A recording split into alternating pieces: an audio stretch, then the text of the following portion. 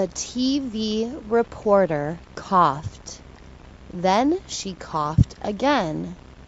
The other TV reporter was worried. "Are you okay?" he asked. She couldn't answer. She continued to cough.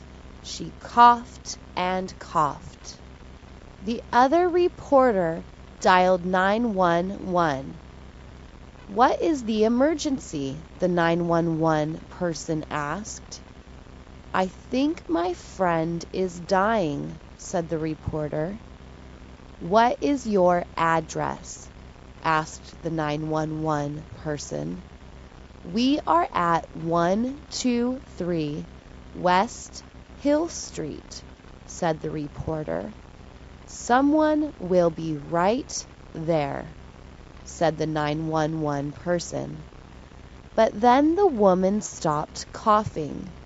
She said she was fine. She said thanks to the other reporter. He said, "You're welcome." He called 911 again. He said the emergency was over. He said his friend was okay. She would not die. She was going to live.